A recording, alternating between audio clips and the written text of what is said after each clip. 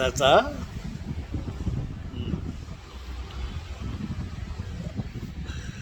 என் செல்வங்களே,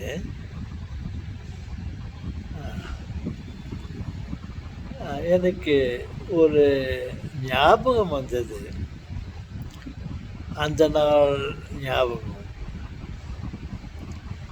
என்னவென்றால், நான் போர்டிங்கில் இருந்தேன். அப்பொழுது என்னுடைய ரெக்டர்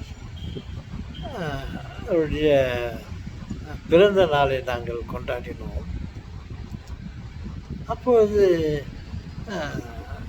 நான் அவருக்கு ஒரு பரிசை கொடுத்தேன்.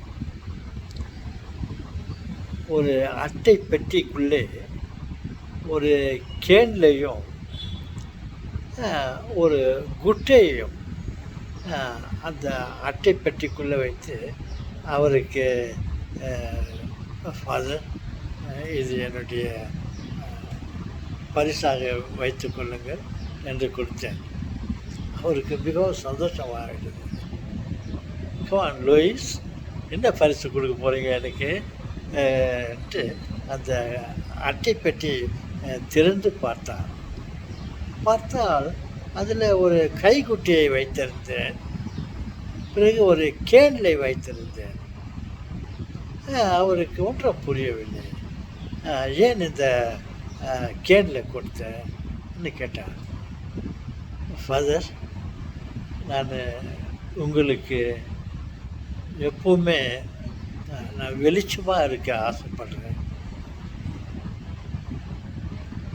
நான் உங்களுக்கு விளக்காக இருக்க ஆசைப்படுறேன் ஃபாதர்னு சொன்னேன். அவருக்கு புரிந்து விட்டது.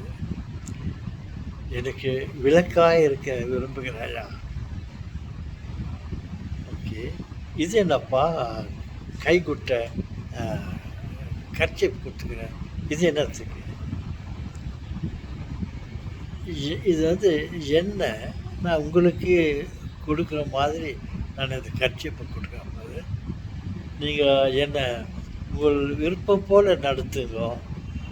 உங்களுக்கு என்ன எந்த வகையில் என்னை பயன்படுத்த விரும்புகிறீர்களோ அது மாதிரி இந்த கைக்குட்டியை எந்த பர்பஸ்க்காக நீங்கள் பயன்படுத்துங்கள். நான் உங்களுக்கு என்ன சேவை செய்ய நீங்கள் விரும்புகிறீர்களோ அது மாதிரி நான் உங்களுக்கு சேவை செய்ய ஆசைப்படுறேன் அப்படின்னு சொன்னேன். அவர் என்னை தட்டி கொடுத்துட்டு, முகத்தை தட்டி கொடுத்துட்டு என்னை ப்ளஸ் பண்ணிவிட்டு, அங்கே ஒரு டேபிள் மேலே ஒரு சாக்லேட் இருந்துச்சு. அந்த சாக்லேட்டை உரித்து என்னுடைய வாயில் போட்டார். எனக்கு ரொம்ப சந்தோஷமாக இருந்துச்சு. அந்த நாள் ஞாபகம் இன்றைக்கி வந்துச்சு.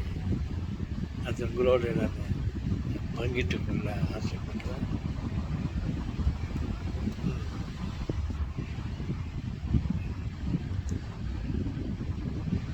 ஓகே செல்வங்களே,